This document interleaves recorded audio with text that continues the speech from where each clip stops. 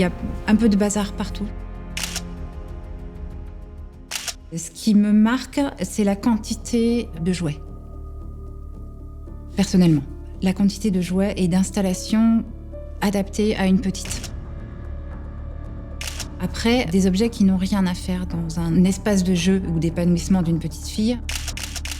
Il y a des bouteilles de gaz, il y a des bidons de white spirit, il y a divers bidons blancs, il y a des allumes barbecue.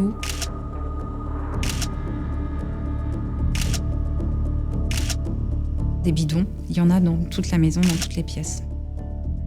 À l'étage, c'est pareil, il y a encore des petits lits et qui sont gras, visqueux, enfin tout est imprégné à l'étage d'une matière un peu étrange.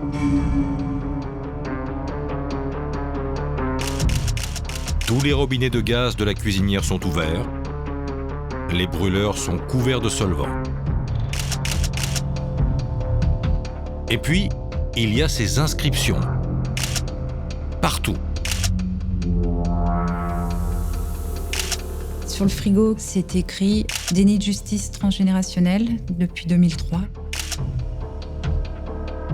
Famille Silva Marquez. Des mots sur le frigo, mais aussi sur les murs, les placards, sous l'escalier, de tous côtés. Des mots d'amour, mais d'amour d'adieu, dans ce sens-là. On t'a sauvé, c'est ce genre de choses qui étaient écrites sur les murs. Beaucoup maman, mamie, tonton. Le prénom de la petite devait être marqué. On t'aime, ma poupée, mon trésor. Et les gendarmes ne sont pas au bout de leur surprise. On a ouvert le micro-ondes et trouvé cette enveloppe, format A5 je crois, avec déni de justice, famille, des noms de ministres, Valls, Taubira, Hollande, Sarkozy, adressés au Palais de l'Élysée. Je vous annonce une bonne nouvelle. Vous serez détruit dans peu de temps, mais j'emporterai la date de votre destruction, l'auteur et les cibles dans le secret de nos tombes que vous avez creusées. Et à l'intérieur, c'était des passeports qui étaient découpés.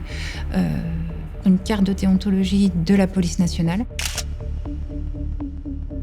Et puis, je crois qu'il y avait des cartes d'identité aussi.